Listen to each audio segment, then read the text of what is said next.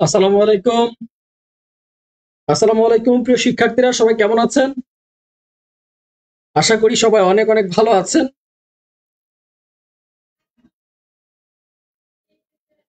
আসসালামু আলাইকুম প্রিয় শিক্ষার্থীরা, সবাই কেমন আছেন? আমার কথা কি ক্লিয়ার শোনা যাচ্ছে? যারা যারা আমার সাথে যুক্ত আছেন সবাই একটু জানান যে আমার কথা ক্লিয়ার শোনা যাচ্ছে কিনা,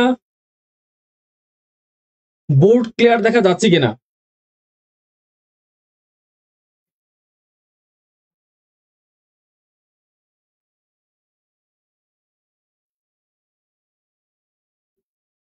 আসসালামু আলাইকুম।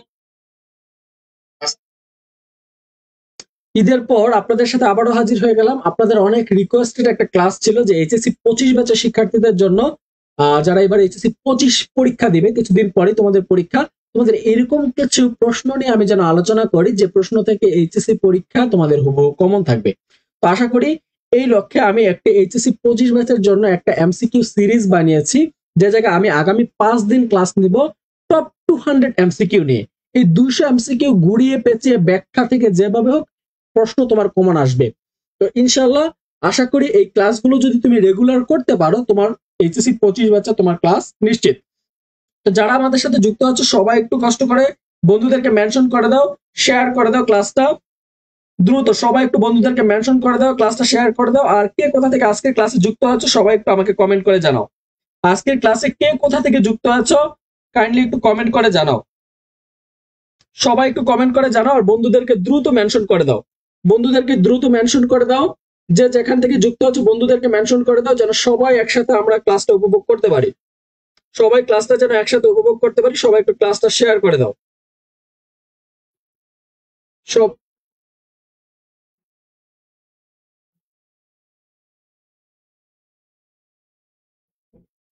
যারা যারা যুক্ত হচ্ছে সবাই একটু বন্ধুদেরকে শেয়ার করে দাও, আজকে ক্লাসটা শেয়ার করে দাও।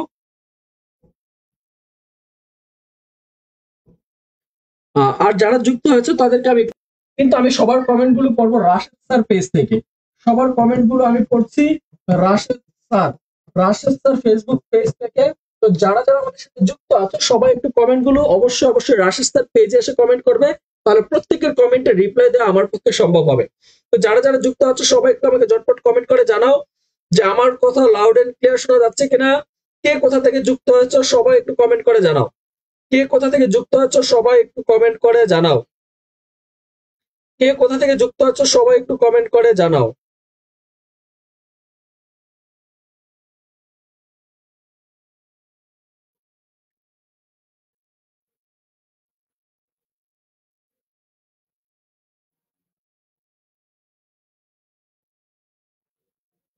প্রশ্ন তোমার প্রমাণ আসবে। তো ইনশাআল্লাহ আশা করি এই ক্লাসগুলো যদি,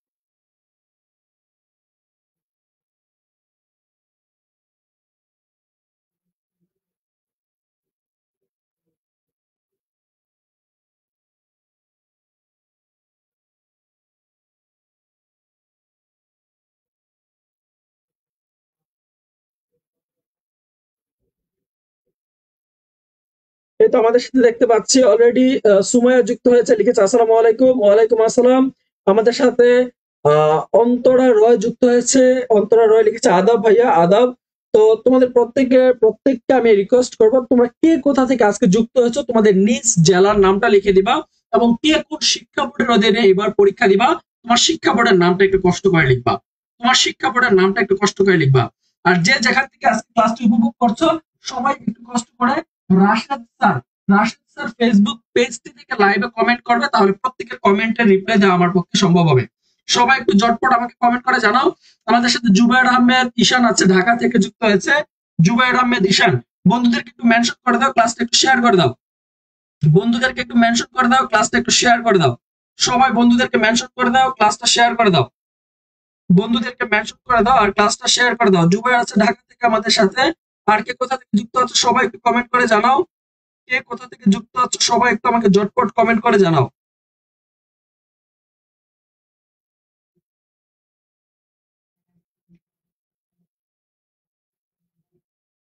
সবাই একটু আমাকে কমেন্ট করে জানাও কে কোথা থেকে যুক্ত হয়েছো।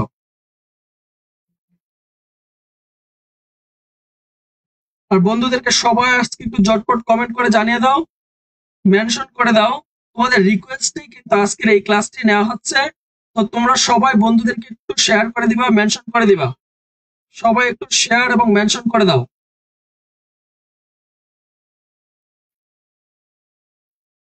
আমাদের সাথে অন্তরা আছে সিলেট থেকে, আমাদের সাথে শাহদীপ যুক্ত হয়েছে নারায়ণগঞ্জ থেকে। তো যারাই যুক্ত হয়েছে তোমাদের কাছে একটাই রিকোয়েস্ট, আমি এই সিরিজটি চালু করেছি তোমাদের জন্যই। তোমরা রেগুলার ক্লাস করবে, তোমাদের এইচএসসি পরীক্ষায় কিভাবে প্রশ্ন আসে, কোন প্যাটার্নে প্রশ্ন হয়, কি এমসিকিউ আসতে পারে, আমি আমি এই ক্লাসে শেয়ার করব এবং একদম প্রশ্ন ধরে ধরে তোমাদেরকে ব্যাখ্যা করে বুঝাবো। তো আজকের ক্লাসটি তোমরা যদি ভালোভাবে শেয়ার দাও, রেসপন্স করো, তাহলে কিন্তু আগামী 4টা ক্লাস হবে। এই 4টা ক্লাস করলে তোমার এইচএসসি পরীক্ষায় বাংলা নিয়ে আর কোনো ঝামেলায় পড়তে হবে না। তো কথাবার্তা শেষ করে এখনই ক্লাসটা শুরু করবো ইনশাল্লাহ। সবাই একটু আমাকে ঝটপট কমেন্ট করে জানাও কে কোন শিক্ষা বোর্ডের অধীনে পরীক্ষা দিবে। তো আজকের ক্লাসে আমাদের প্রথম প্রশ্নটা ছিল এরকম যে সোনার তরীর আমরা টপ 20 কোশ্চেন নিয়ে এখন আলোচনা করব এবং ধারাবাহিকভাবে আগামীকাল থেকে 50টা করে প্রশ্ন নিয়ে আমরা সমাধান করার চেষ্টা করব। প্রথম প্রশ্নটা হচ্ছে যশোর বোর্ডের 2024-এর প্রশ্ন। একটু খেয়াল করো, রাজশাহী বোর্ডের 2024-এর প্রশ্ন। রাজশাহী বোর্ডে যারা যারা আছে অবশ্যই কমেন্ট করে জানাবে রাজশাহী বোর্ডে কারা কারা আছে আমাদের সাথে। দেখো প্রথম প্রশ্নটা হচ্ছে সোনার তরী কবিতায় রবীন্দ্রনাথ ঠাকুর কি ফুটিয়ে তুলেছেন। দেখো একটু খেয়াল করো, আমাদের প্রশ্নগুলো আইডেন্টিফাই করার একটা বড় মাধ্যম হচ্ছে যে আমরা প্রশ্নগুলো কিভাবে করতেছি আমরা এটা একটু বুঝি না। দেখো বলছে সোনার তরী কবিতায় রবীন্দ্রনাথ ঠাকুর কি ফুটিয়ে তুলেছেন। এখন আমরা জানি যে এই সোনার তরী সোনার তরী সোনার তরী এটা হচ্ছে রবীন্দ্রনাথ ঠাকুরের একটি কাব্য গ্রন্থের নাম। কিসের নাম? কাব্য গ্রন্থ। কাব্য গ্রন্থের নাম। সোনার তরী কি? সোনার তরী হচ্ছে রবীন্দ্রনাথ ঠাকুরের একটি কাব্য গ্রন্থের নাম। পরীক্ষায় একটা প্রশ্ন আসে যে সোনার তরী কবিতাটি কেমন কবিতা। দেখো সোনার তরী এটা কি একটা কবিতার নাম। তোমরা জানো যে সোনার তরী একটি কবিতার নাম। সবাই জানো কিসের নাম? কবিতার নাম। এই কবিতা সোনার তরী হচ্ছে একটা কবিতা। আবার সোনার তরীর নামে একটি কাব্য গ্রন্থ আছে। কি আছে? সোনার তরী নামে একটি কাব্য গ্রন্থ। কাব্য গ্রন্থ মানে কি ভাই? কাব্য গ্রন্থ হচ্ছে কবিতার বই। এই কবিতার বইতে অনেকগুলা কবিতা আছে। তাহলে দেখো কবিতার নামও সোনার তরী, কাব্য গ্রন্থের নামও সোনার তরী। তাহলে পরীক্ষা আসে যে সোনার তরী কবিতাটি কি কবিতা। সোনার তরী কবিতাটা হচ্ছে কি নাম কবিতা। কি কবিতা? নাম কবিতা। এখন কথা হচ্ছে ভাই নাম কবিতা কেন? যে কাব্যগ্রন্থের নাম এবং কবিতার নাম, কাব্যগ্রন্থের নাম এবং কবিতার নাম একই থাকে। কি থাকে? একই থাকে। কাব্যগ্রন্থের নাম এবং কবিতার নাম একই থাকে, তাকে কি বলা হয়? নাম কবিতা বলা হয়। তাহলে সোনার তরী হচ্ছে রবীন্দ্রনাথ ঠাকুরের একটি নাম কবিতা। কি কবিতা?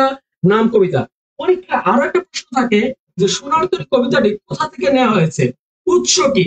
সোনার তরী কবিতার উৎস কি? সোনার তরী কবিতার উৎস হচ্ছে সোনার তরী কাব্যগ্রন্থ। এটা সোনার তরী কাব্যগ্রন্থ থেকে নেওয়া হয়েছে। সোনার তরী কাব্যগ্রন্থ থেকে এই কবিতাটি নেওয়া হয়েছে। কিন্তু আমাদের এই জায়গায় প্রশ্ন হচ্ছে সোনার তরী কবিতাটি রবীন্দ্রনাথ ঠাকুর কি ফুটিয়ে তুলেছেন। দেখো এই জায়গায় প্রথম প্রশ্ন আছে কৃষকের দর্শন, প্রকৃতির বৈরী রূপ, আর হচ্ছে মানব প্রেম, জীবন দর্শন। এখন আমাকে একটু সবাই উত্তর দিবে যে এই জায়গায় কি ফুটে উঠেছে। এই জায়গায় কি ফুটে উঠেছে? তোমাদের রাইট আনসার কি একটু সবাই কমেন্ট করে জানাবে। 1 নম্বর প্রশ্নের রাইট আনসার কি? 1 নম্বর প্রশ্নের রাইট আনসার কি? সবাই একটু আমাকে কমেন্ট করে জানাবে। 1 নম্বর প্রশ্নের রাইট আনসার কি? 1 নম্বর প্রশ্নের রাইট আনসার কি? সবাই একটু কমেন্ট করে জানাবে। 1 নম্বর প্রশ্নের রাইট আনসার কি?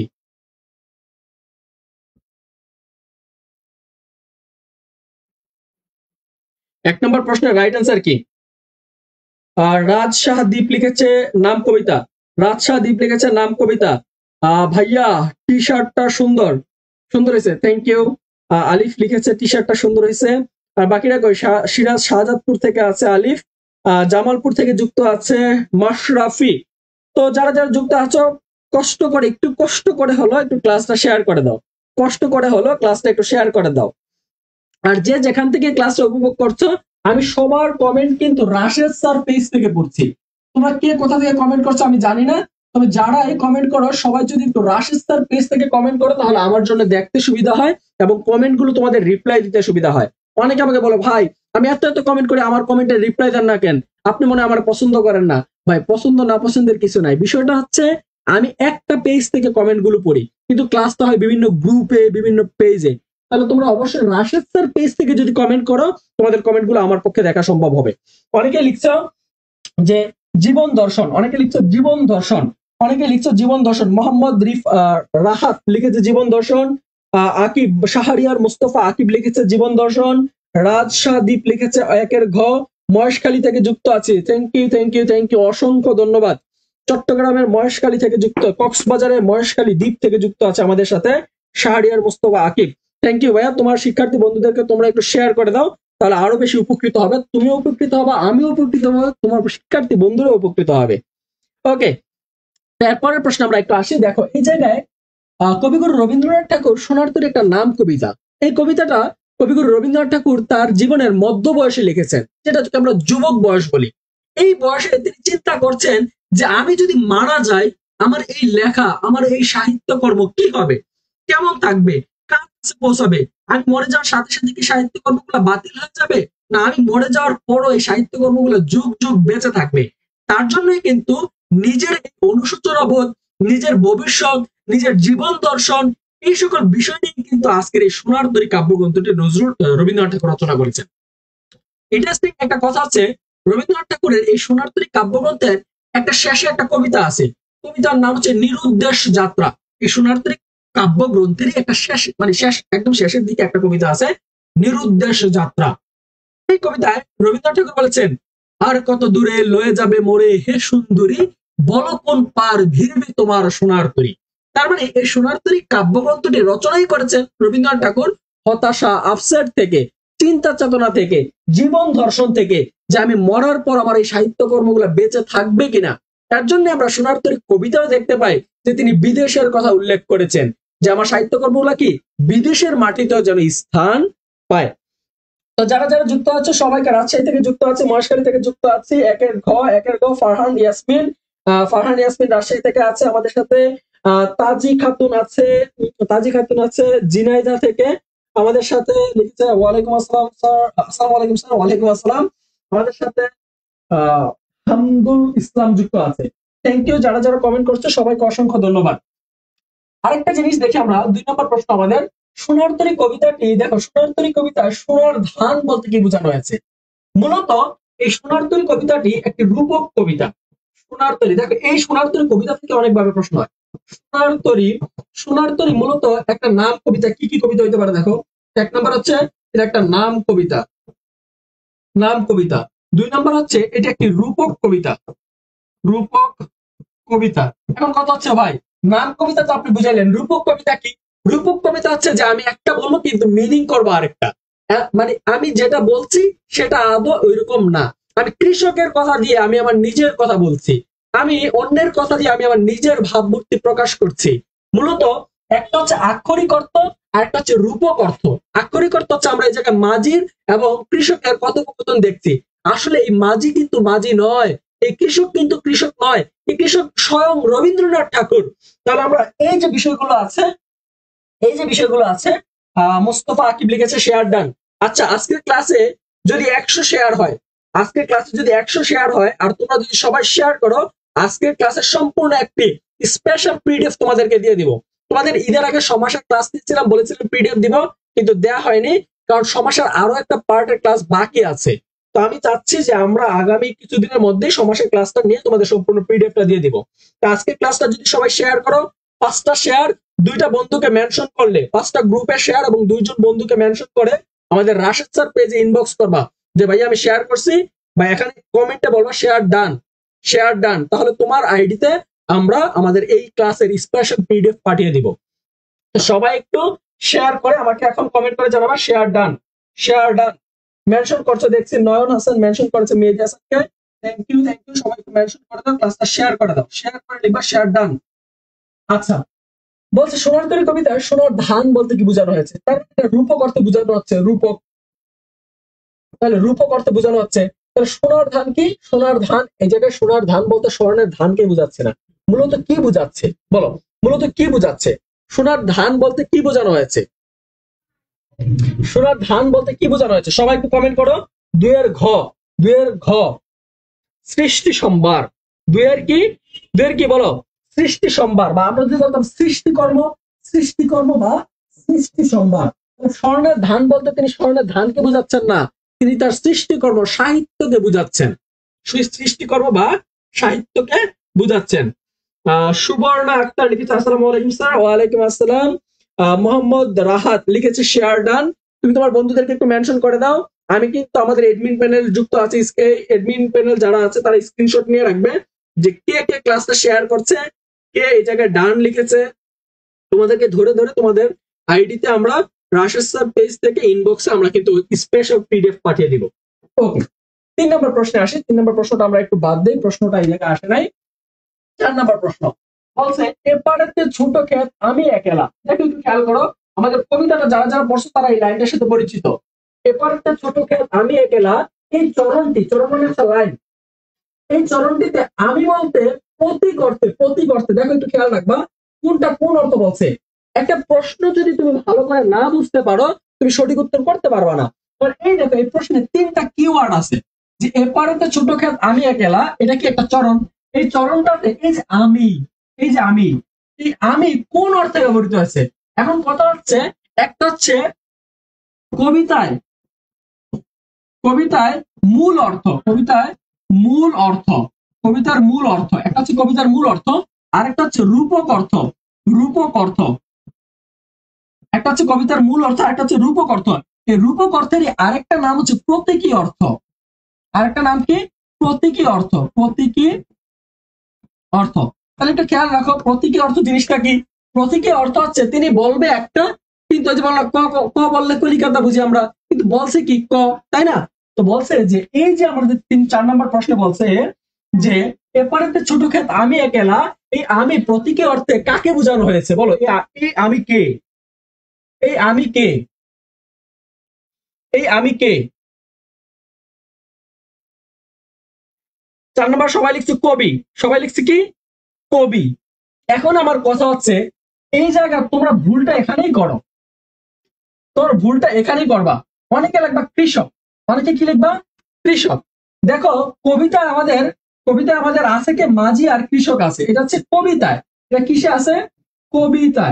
কবিতায় আছে, এই দুইটা চরিত্র আছে কবিতায়। কবিতায় আছে কৃষক এবং মাঝি। কিন্তু যখনই বলবে প্রতীকী অর্থ, তখন কিন্তু রাইট অ্যান্সার হবে কবি। রাইট অ্যান্সার কি হবে? কবি। যারা যারা কবি প্রশ্ন উত্তর দিয়েছো তোমাদের উত্তর সঠিক হয়েছে। কবি যারা উত্তর দিয়েছো তোমাদের উত্তর সঠিক হয়েছে। এইচএসসি 27 ব্যাচ বাট ক্লাস করছি। থ্যাংক ইউ, কারণ 27 ব্যাচের শিক্ষার্থীদের জন্য ক্লাসটা লাগবে। ওকে, যেহেতু সোনারতরী কবিতা আছে আপনার, তার মানে আপনারও লাগবে। 26-27 সবার জন্যই। দেখো এরপর আসি আমরা সোনারতরী কবিতা।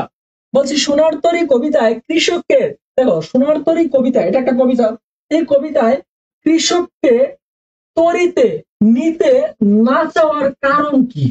এই জায়গায় এমসিকিউ এভাবে দেওয়া যায়, আর এবার টান দেওয়া যায়, মানে এই জায়গায় একটা শূন্যস্থান। আমরা জানি সোনারতরী কবিতা বলছে যে কবিতায় কবি বা কৃষক বলতেছে যে আমার সোনার ধান তুমি নিয়ে যাও, নিয়ে কি করো তুমি এগুলো বিদেশে বা যেখানে খুশি সেখানে নিয়ে যাও। বলছে এখন যে এই কথা বলার পরে বলতেছে যে আচ্ছা ঠিক আছে নিলাম, থরে ভিতরে আপনি ধান সাজাই দেন, স্বর্ণের ধান সাজাই দেন, নিলাম। এরপর বলতেছে যে আমারে লহ তুমি করুণা করি। বলছে তুমি আমাকেও, এই মাঝিকে বলতেছে মাঝি তুমি তো স্বর্ণের ধানগুলা নিছো, এখন আমাকেও একটু তোমার নৌকাতে নিয়ে যাও। তখন মাঝি বলতেছে যে আর আছে আর নাই দিয়েছি ভরে, আমারই সোনার ধানে গিয়েছে ভরে।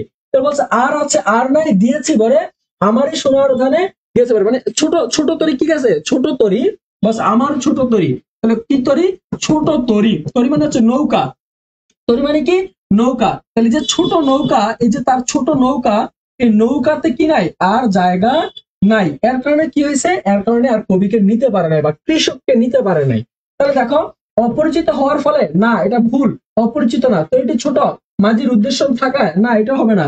দুর্যোগ থাকায় না, তাহলে কি তরিটি ছোট থাকায় এই জায়গায় সোনারতরী কবিতায় যে মাঝি কি করেছে, মাঝি ধান নিয়ে গেছে, ধানগুলোকে কি করছে থরে ভিতরে সাজায় নিয়ে গেছে, ধানগুলোকে কি করেছে থরে ভিতরে সাজিয়ে নিয়ে গেছে।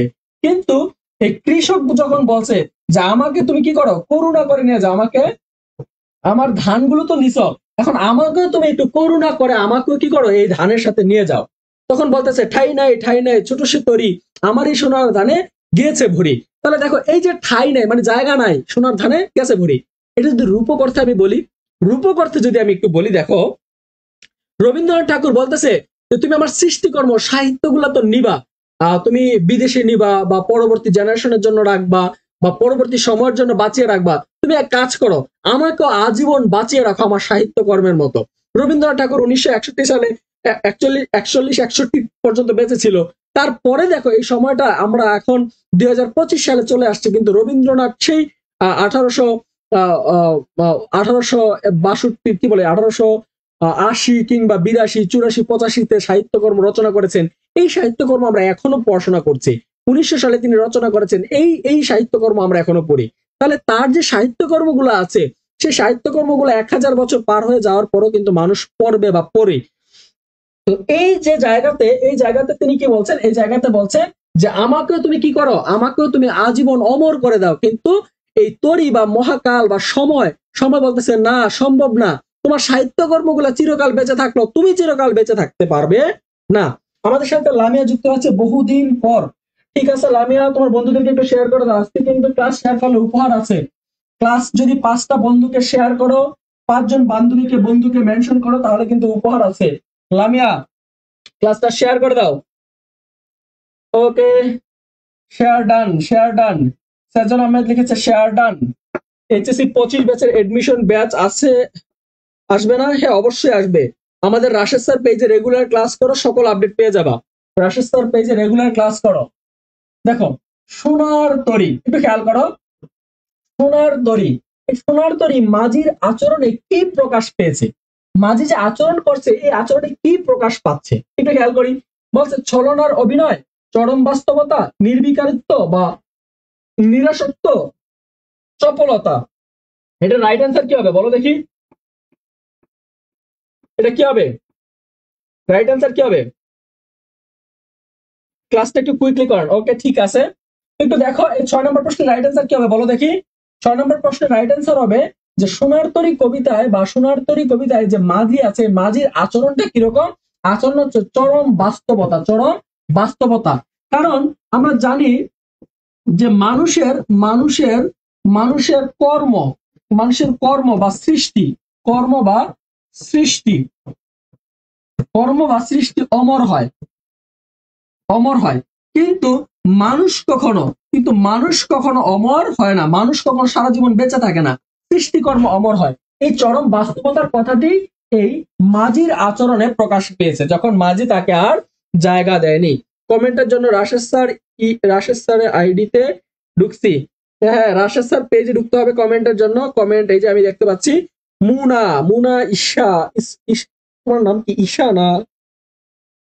আচ্ছা যাই হোক, মুনা কমেন্ট করেছো, তোমার কমেন্ট আমি দেখেছি। রাশেদ স্যার পেজ থেকে আমরা কমেন্ট গুলো করছি। শেয়ার ডান, লামিয়া লিখেছে শেয়ার ডান।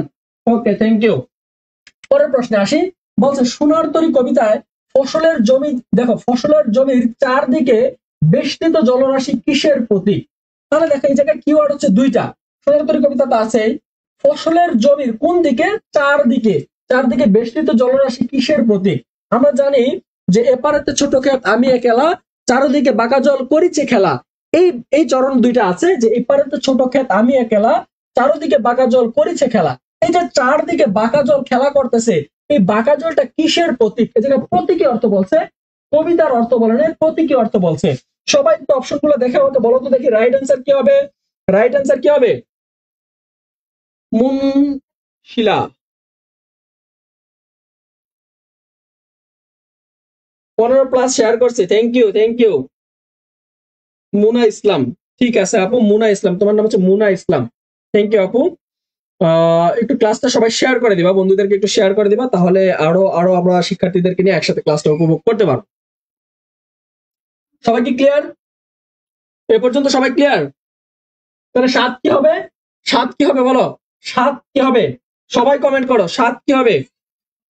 ফারহানা ইয়াসমিন লিখেছে 7 ক, রাজশাহদীপ লিখেছে 7 ক, মাহমুদ শাক লিখেছে 7 ক, তারপর হচ্ছে হামিদুল ইসলাম লিখেছে 7 ক, মেহেদি হাসান লিখেছে 7 ক। ওকে ঠিক আছে, সবাই কমেন্ট করছো 7 এর ক। মাশরাফি লিখেছে 7 এর ক, মাশরাফি লিখেছে 7 এর ক। আচ্ছা ঠিক আছে, বাঁকা জল বাঁকা জল হচ্ছে কাল স্রোতের প্রতীক, কাল স্রোতের প্রতীক। সবাই একটু ক্লাসটা শেয়ার করে দাও, সবাই একটু আরেকবার ক্লাসটা শেয়ার করে দাও। সবাই মুনা ইসলাম, না মুনা ইসলাম, এটা বি বি হবে না, এটা রাইট অ্যান্সার ক হবে, রাইট অ্যান্সার এ হবে বা ক হবে, রাইট অ্যান্সার হবে এটা। এগুলো ভুল, এগুলো ভুল, এগুলো হবে না, এগুলো হবে না। সাত ক, সাত ক, গুড, ভেরি গুড, সাত ক। ওকে, তারপর দেখো বলছে ঘন বর্ষা, ঘন বর্ষা, ঘন বর্ষা শব্দটির মাধ্যমে কবিতায় মূলত কি বোঝানো হয়েছে? এই ঘনবর্ষা শব্দটির মাধ্যমে কবিতায় মূলত কি বোঝানো হয়েছে বলো তো দেখি, কি বোঝানো হয়েছে? তুমুল বর্ষা, খরস্রোতা নদী, দুর্যোগের এই যে বর্ষার দুর্যোগ, বর্ষার প্রতীক, কি বোঝানো হয়েছে? 8 নম্বর প্রশ্নের রাইট অ্যান্সার কি হবে সবাই একটু কমেন্ট করে জানিয়ে দাও, সবাই একটু কমেন্ট করো। 8 নম্বর প্রশ্নের রাইট অ্যান্সার কি হবে?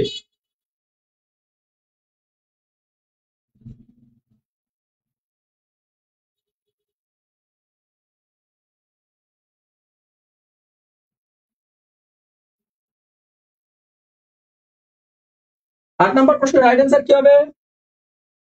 সবাই একটু কমেন্ট করো, সবাই একটু কমেন্ট করো। 8 নম্বর প্রশ্নের রাইট অ্যান্সার কি হবে?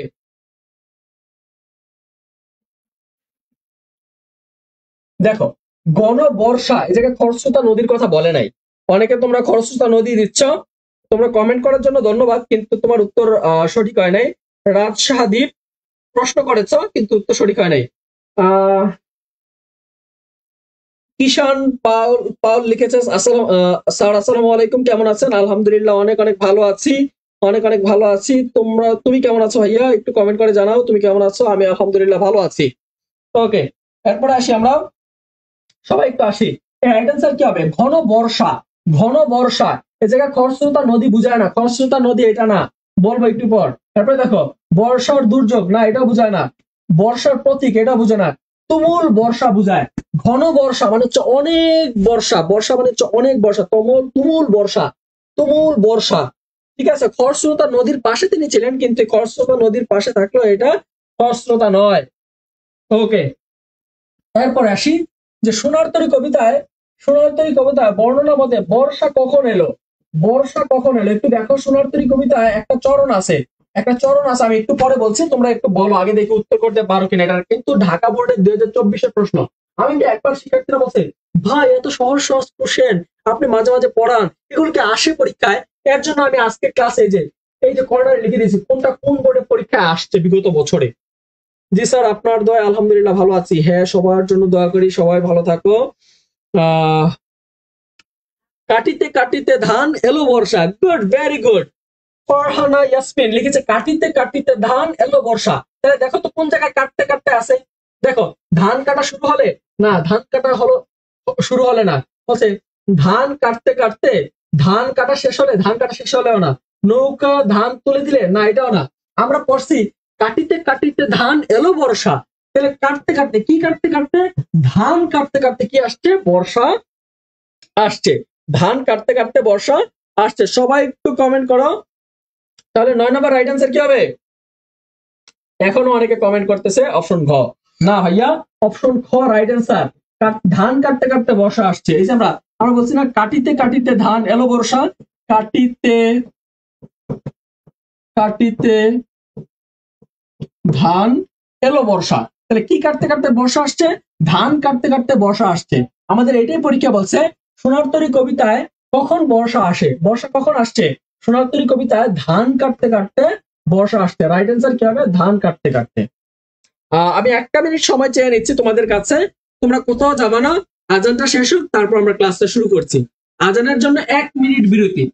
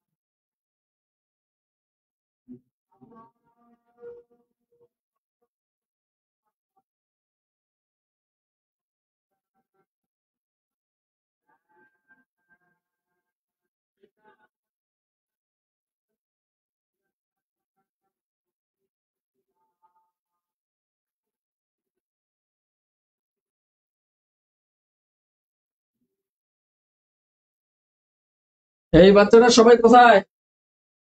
আজান শেষ, আসো সবাই একটু ক্লাসে আসো। সবাইকে আরেকবার একটু শেয়ার করে দাও, কারণ আজানের বিরতি দিলে দেখা যায় যে তোমরা সবাই চলে যাচ্ছ। আজানের বিরতিতে আজান তো শেষ হতে অনেকক্ষণ লাগে না, আজান শেষ হতে 1 মিনিট সময় লাগে, 1 মিনিটের চেয়ে মাঝে মাঝে কম সময় লাগে। তো যারা যারা আমাদের সাথে যুক্ত আছো এতক্ষণ ছিল, সবাই একটু শেয়ার করে দাও। যারা যারা একটু ক্লাস থেকে বের হয়েছে তাদেরকে একটু শেয়ার করো, যেন তারাও যেন আসতে পারে এবং ক্লাসে উপস্থিত হতে পারে। সবাইকে একটু মেনশন দাও, আবার সবাইকে একটু মেনশন দাও, সবাইকে একটু মেনশন করে দাও, একটু শেয়ার করে দাও। না হয়তো এই যে সবাই সবাই না আসলে ক্লাস শুরু করতে পারবো না। সবাইকে একটু শেয়ার করো, আরেকবার একটু শেয়ার করো কষ্ট করে। যত গ্রুপ আছে গ্রুপ গুলোতে একটু শেয়ার করো।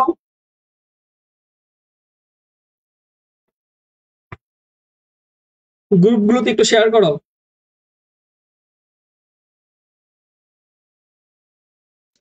ভাইয়া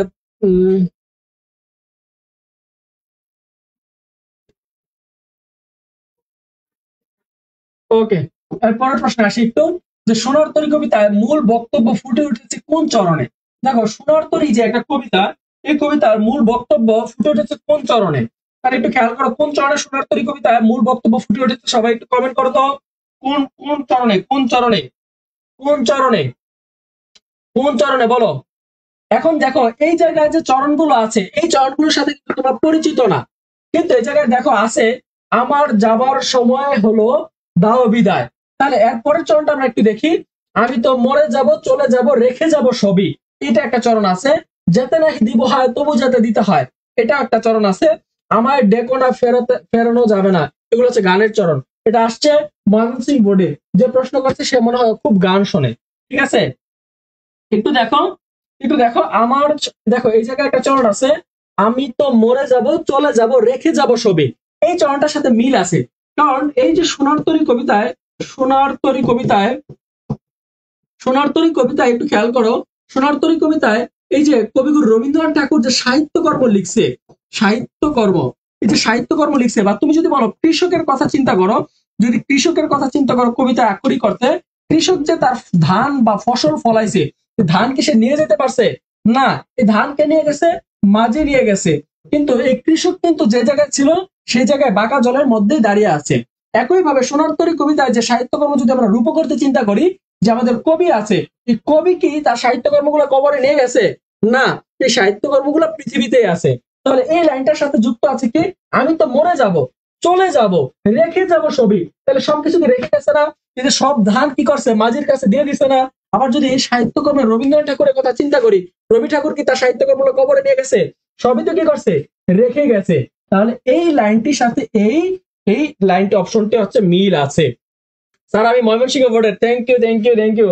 তোমাদের বোর্ডে দেখছো কি চমৎকার প্রশ্ন হয়। ওকে, তারপরে আসি 11 নম্বর প্রশ্ন। বলছে কি কাটতে কাটতে বর্ষা এলো? এটা আমরা একটু আগে পড়ছি, ধান কাটতে কাটতে বর্ষা এলো, এটাও পরীক্ষা প্রশ্নটা আসছে, ধান কাটতে কাটতে বর্ষা এলো। তারপর আসি 12 নম্বর প্রশ্নে কি আছে, বলছে সোনার তরী কবিতায় মূলত কয়টি চরিত্রের সন্ধান আছে? এটা সবাই একটু কমেন্ট করবে, 4টি, 5টি, 2টি, 3টি, কয়টি চরিত্রের সন্ধান পাওয়া যায় সোনার তরী কবিতায়? কয়টি চরিত্রের সন্ধান পাওয়া যায়? সবাই একটু কমেন্ট করবে, সবাই একটু কমেন্ট করবে যে সোনার তরী কবিতায় কয়টি চরিত্রের সন্ধান পাওয়া যায়? সোনার তরী কবিতায় কয়টি চরিত্রের সন্ধান পাওয়া যায়? সবাই একটু কমেন্ট করবে, সোনার তরী কবিতায় কয়টি চরিত্রের সন্ধান পাওয়া যায়?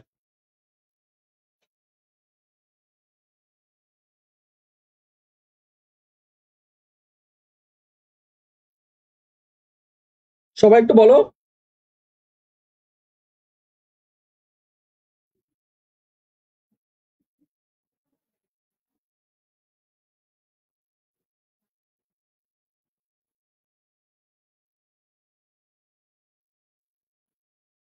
আজকে প্রথম দিন, তাই আমরা অল্প কিছু প্রশ্ন দিয়ে আজকে শুরু করব। 200 প্রশ্ন আমরা প্রতিদিন 50টা করে প্রশ্ন সলভ করব। তো আমরা যদি ব্যাখ্যা বিশ্লেষণ দিতে যাই একটু সময় লাগবে, আর ব্যাখ্যা ছাড়া তোমরা যদি বলো যে প্রশ্ন সলভ করতে, তাহলে আমার বেশি সময় লাগবে না, খালি অপশন দাগাবো, অপশন দাগাবো। একটু দেখো, সোনার কবিতা মূলত কয়টি চরিত্রের কথা বলা হয়েছে? এই জায়গায় জানি আমরা 2টি চরিত্রের কথা বলা আছে। কে কে আছে? আছে এক কৃষক, কে আছে? কৃষক আছে। আরেক আছে কে? মাঝি। আরেক কে আছে? মাঝি। আমরা এই দুইটা চরিত্রের নামই আমরা সোনার তরী কবিতায় পেয়ে থাকি। এই দুইটা কবিতার দুইটা কবি দুইটা চরিত্রের নামই আমরা পেয়ে থাকি। অপশন সি হচ্ছে রাইট অ্যান্সার। এখন আসি সোনার তরী কবিতায় কোথায়, দেখো সোনার তরী কবিতায় কোথায় ঘন মেঘ, কোথায় মেঘ গর্জন করার কথা বলা হয়েছে, কোথায় মেঘ গর্জন করার কথা বলা হয়েছে। আমরা কবিতার শুরুতে যদি লাইনটা পড়ি, গগনে গরজে মেঘ ঘন বর্ষা, কুলে একা বসে আছি নাহি বরষা বরষা, তাহলে দেখো তো কোথায় কোথায় মেঘ গর্জন করছে, কোথায় মেঘ গর্জন করছে, কোথায়, একটু সবাই একটু বলো তো অপশনগুলো কোথায় হবে, কোথায় হবে, রাইট অ্যান্সার কি হবে বলো দেখি। আমার কমেন্ট দেখা যায়, হ্যাঁ লামিয়া তোমার কমেন্ট দেখা যায়, লামিয়া তোমার কমেন্ট দেখা যায়।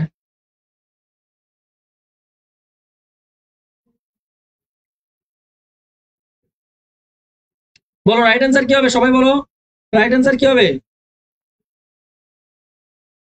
রাইট অ্যান্সার কি হবে, আকাশ জুড়ে, আকাশ জুড়ে, গুড ভেরি গুড, আকাশ জুড়ে, হ্যাঁ। গগনে গরজে মেঘ, তাহলে গগনে গরজে মেঘ, তাহলে গগন কোথায়, গগন মানে হচ্ছে আকাশ, আকাশে জুড়ে, এই জায়গায় পূর্ব আকাশের কথা বলে নাই, পশ্চিম আকাশের কথা বলে নাই, বা হিংস্র হওয়ার কথা বলে নাই, এখানে কোথায় মেঘ গর্জন করে, আকাশ জুড়ে মেঘ গর্জন করে। কারণ কবিতা শুরুতে ছিল গগনে গরজে মেঘ ঘন বর্ষা, কুলে একা বসে আছি নাহি বরষা। কিন্তু আসে এরপরের প্রশ্নে, বলছে নদী শব্দটির প্রতিশব্দ হিসাবে কোনটি সমর্থকযোগ্য বা সমর্থন করা যায়। এই জায়গায় দেখো নদী, এই নদী শব্দের সমর্থক শব্দ, এই জায়গায় কি বলছে, প্রতিশব্দ বা সমর্থক শব্দ। একটু দেখো সবাই একটু দেখো, নদী শব্দের সমর্থক শব্দগুলো কি কি এই জায়গায় থাকতে পারে, একটু বলো, বলো নদী শব্দের সমর্থক শব্দ কি, সবাই একটু দেখো নদী শব্দের সমর্থক শব্দ কি।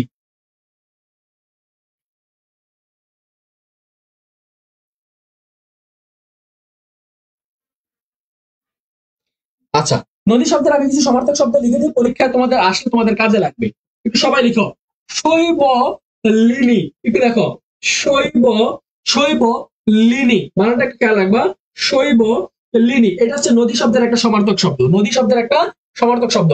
এরপর আসি তরঙ্গিনী, এরপর আসি তরঙ্গিনী, সবাই একটু লিখবে তরঙ্গিনী, তরঙ্গিনী নদী শব্দের সমার্থক শব্দ, আরেকটা আছে তরঙ্গিনী, আরেকটা কি তরঙ্গিনী, আরেকটা লিখবা প্রবাহিনী, আরেকটা হচ্ছে প্রবাহিনী, আরেকটা হচ্ছে প্রবাহিনী, আরেকটা কি প্রবাহিনী, আরেকটা কি প্রবাহিনী। তাহলে কি কি বললাম, শৈব শৈবলিনী, তরঙ্গিনী, প্রবাহিনী, আরেকটা হচ্ছে তটিনী, আরেকটা কি তটিনী। এগুলো হচ্ছে নদী শব্দের সমার্থক শব্দ, এগুলো কি নদী শব্দের সমার্থক শব্দ।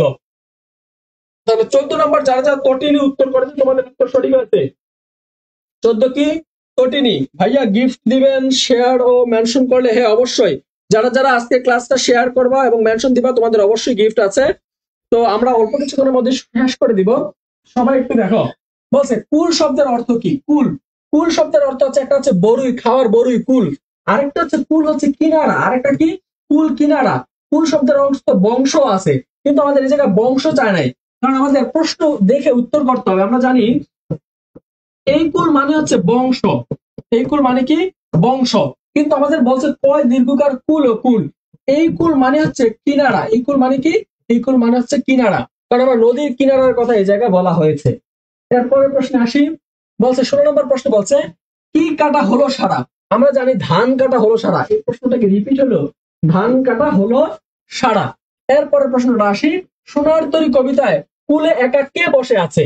দেখো এই প্রশ্নটা একটু টুইস্ট আছে, বলছে সোনার তরী কবিতায়, সোনার তরী, সোনার তরী কোথায়, কবিতায়, সোনার তরী কবিতা। এখন কথা হচ্ছে যদি বলতো রূপক অর্থে কুলে কে বসে আছে, রূপক অর্থে যদি বসে থাকতো সেক্ষেত্রে কবি বসে থাকতো, কবি রবীন্দ্রনাথ ঠাকুর বসে থাকতো, যেহেতু জায়গায় রূপক অর্থের কথা কোনো জায়গায় উল্লেখ নাই, তার মানে কি হবে, কুলে একা বসে আছে, কে বসে আছে বলো, কে বসে আছে, কুলে একা কে বসে আছে, কুলে একা কে বসে আছে, কুলে একা কে বসে আছে।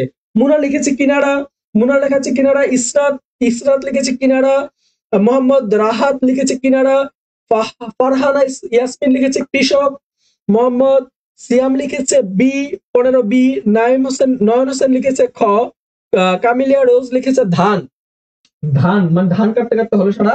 ওকে কৃষক 17 কি, 17 রাইট অ্যান্সার হচ্ছে কৃষক, 17 রাইট অ্যান্সার কি, 17 রাইট অ্যান্সার হচ্ছে কৃষক, 17 রাইট অ্যান্সার কি কৃষক, 17 রাইট অ্যান্সার কি কৃষক। Okay very good. তারপর আসি থরে ভিতরে শব্দটির অর্থ কি, থরে ভিতরে, থরের ভিতরে মানে হচ্ছে থরের ভিতরে হচ্ছে সুবিন্যস্ত ভাবে সাজানো। মনে করো আমি এই যে একটা দুইটা তিনটা চারটা এই অপশন গুলো রাখলাম, এগুলো কি থরের ভিতরে মানে সুবিন্যস্ত ভাবে সাজিয়ে রেখেছি। তাহলে থরের ভিতরে এই শব্দটির অর্থ কি বলো দেখি? থরের ভিতরে এই শব্দটির অর্থ কি এলোমেলো করে রাখা? থরের ভিতরে শব্দের অর্থ কি? থরের ভিতরে শব্দের অর্থ কি? থরের ভিতরে শব্দের অর্থ কি? থরের ভিতরে শব্দের অর্থ কি সবাই বলো দেখি? থরের ভিতরে শব্দের অর্থ কি? থরের ভিতরে এই যে 18 নম্বর প্রশ্ন।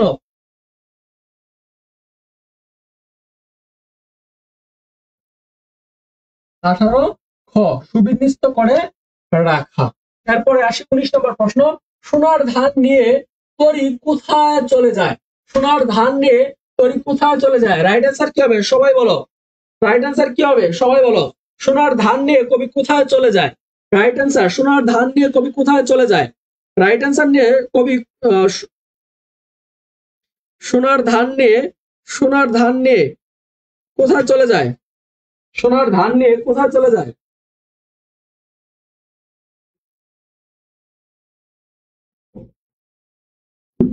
সোনার ধান নিয়ে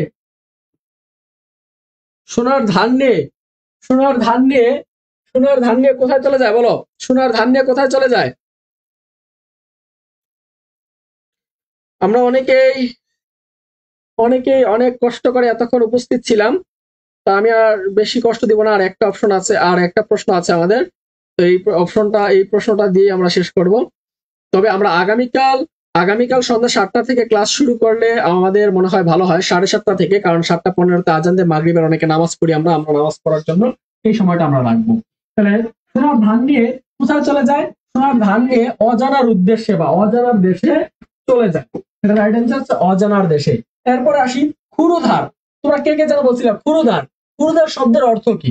ক্ষুরের মতো ধারণা। এটা একটা ঢাকা বিশ্ববিদ্যালয়ের পরীক্ষা প্রশ্ন আসছিল 2019-20 দিকে। 19-20 দিকে এই প্রশ্নটা ডিইউতে আসছিল বি ইউনিটে আসছিল যে ক্ষুরের মতো ধারণা। তাহলে ক্ষুরধার শব্দের অর্থ কি? ক্ষুরধার শব্দের অর্থ হচ্ছে ক্ষুরের মতো ধারণা। দেখো তো ক্ষুরের মতো ধারণা আছে কিনা? ক্ষুর দ্বারা কোনো কিছু কাটা না, ক্ষুর দ্বারা কোনো কিছু কাটা না, তীব্র ভ্রুকুটি এটা হবে না। ক্ষুরের মতো ধারণা প্রবাহ বা স্রোত। ক্ষুরের মতো ধারণা প্রবাহ বা স্রোত। তাহলে রাইট অ্যান্সার কি হবে? রাইট অ্যান্সার হবে অপশন ঘ। অপশন ঘ বা অপশন সি হচ্ছে এটা রাইট অ্যান্সার। 20 নম্বর প্রশ্নের রাইট অ্যান্সার কি? 20 নম্বর প্রশ্নের রাইট অ্যান্সার হচ্ছে অপশন সি। তো আজকে আমরা যারা এতক্ষণ যুক্ত ছিলাম তোমাদেরকে আমি আজকে ঈদের পর প্রথম ক্লাসে সবাইকে ঈদের শুভেচ্ছা জানাচ্ছি। আশা করি তোমরা অনেক অনেক ভালো ছিলে, অনেক সুন্দরভাবে ঈদ কাটিয়েছো। তোমাদের পরীক্ষা নিয়ে একটা সংশয় ছিল। এইচএসসি 25 ব্যাচের শিক্ষার্থীরা তোমরা পরীক্ষা জানো, তোমাদের 26 তারিখ থেকে পরীক্ষা শুরু হবে। তো আমি বেশি সময় নষ্ট করবো না তোমাদের। আমি আগামী ক্লাস থেকে, আজকে যেহেতু প্রথম ক্লাস ছিল এর জন্য আমরা একটু সময় নিয়েছি। আগামী ক্লাস থেকে আমরা ইনশাআল্লাহ আরো অনেক 50টা প্রশ্ন থাকবে। আমি চেষ্টা করবো 1 ঘন্টার মধ্যে সলভ করার। স্যার প্লিজ 19 নাম্বারটা রিপ্লাই সোনার ধান বলতে কি বোঝানো হয়েছে? সোনার ধান বলতে, আচ্ছা ঠিক আছে, সোনার ধান বলতে কি বোঝানো হয়েছে? সোনার ধান বলতে দেখো 19 নাম্বার প্রশ্নটা সোনার ধান নিয়ে বলা হয় নাই। সোনার ধান নিয়ে তরি, মানে তরি হচ্ছে নৌকা। সোনার ধান নিয়ে তরি বা নৌকা কোথায় চলে যায়? সোনার ধান নিয়ে অজানার দেশে চলে যায়। আচ্ছা, আমরা বলছি যে কবি যখন বলছিল যে আর আছে আর নাই দিয়েছি ভরে আমার সোনার ধান গিয়েছে ভরে, এরপর বলছে যে আমার এই সোনার তরি বা আমার এই সৃষ্টিকর্মগুলা কি করো তুমি নিয়ে যাও, নিয়ে কোথায় যাও? বিদেশে নিয়ে যাও বা যেখানে খুশি সেখানে নিয়ে যাও। তাহলে এই সোনার ধান নিয়ে কোথায় গেছে এটা কবিতায় কিন্তু আমরা উল্লেখ করতে দেখি নাই যে কোথায় নিয়ে যাবে বা কোন জায়গায় নিয়ে যাবে। এগুলো কি নদীর ওই পারে নিয়ে যাবে বা কোথায় নিয়ে যাবে এরকম কিন্তু উল্লেখ ছিল না। ইভেন আমরা যদি রূপক চিন্তা করি যে তার সাহিত্যকর্মগুলা কোন জায়গা পর্যন্ত গিয়ে ঠেকবে বা কোন দেশ পর্যন্ত এগুলো চলবে বা কারা কারা পড়বে এগুলো কিন্তু কেউই জানে না। এর জন্য এটা হচ্ছে অজানার দেশে হবে রাইট অ্যান্সার। তাহলে আশা করি তোমরা বুঝতে পেরেছো। যদি কারো কোনো প্রশ্ন থাকে অবশ্যই আমাকে জানাতে পারো। ভাইয়া শেয়ারও মেনশন করছি, ঠিক আছে। যারা যারা শেয়ার মেনশন করছো তোমরা অবশ্যই আমার রাশেদ স্যার পেজে কষ্ট করে একটু রাশেদ স্যার এই পেজটাতে একটু ইনবক্স করো। এই পেজটাতে এসে কি করবা? ইনবক্স করলে আমি আজকে রাতে 10টার মধ্যে তোমাদেরকে ইনবক্সে পিডিএফ দিয়ে দিব অথবা তোমাদেরকে আমি কিভাবে তোমরা এই সোনার তরী কবিতার একটা ক্লাস নোট, পূর্ণাঙ্গ নোট কিভাবে পাবা, আমি নোটটা দিয়ে দিব। আমাদের রাশেদ স্যার পেজে সবাই ইনবক্স করবা, যারা যেখান থেকে যুক্ত আছো আমাদের রাশেদ স্যার পেজে ইনবক্স করবা, অন্য কোনো পেজে ইনবক্স করে বিরক্ত করো না। রাশেদ স্যার পেজে এসে বলবা ভাইয়া সোনার তরী ক্লাসের পিডিএফটা দেন, ইনশাল্লাহ আমরা দিয়ে দিব। সবাই এতক্ষণ আমাদের সাথে যুক্ত থাকার জন্য অসংখ্য ধন্যবাদ। সবাইকে আবারও ঈদের শুভেচ্ছা জানিয়ে আজকের মতো এখানে বিদায় নিচ্ছি। দেখা হবে আগামীকাল ঠিক রাত সন্ধ্যা 7টা 30 মিনিটে। আগামীকাল থেকে সন্ধ্যা 7টা 30 মিনিটে ক্লাস শুরু হবে। আগামী 5 দিন আমরা ক্লাস নেব। 5 দিনে আমরা ইনশাল্লাহ আমাদের বাংলা ফার্স্ট পেপার শেষ করে ফেলবো, এরপর আমরা বাংলা সেকেন্ড পেপার নিয়ে ক্লাস শুরু করবো। তো সবাই ভালো থাকো, সুস্থ থাকো, সবার জন্য অনেক অনেক শুভকামনা রইল। আর সবাইকে আবারও শুভরাত্রি জানিয়ে আজকের মতো আমি রাশেদুল ইসলাম এখান থেকে বিদায় নিচ্ছি। আল্লাহ হাফেজ। দেখা হবে আবারও রাশেদ স্যার পেজে লাইভ ক্লাসে।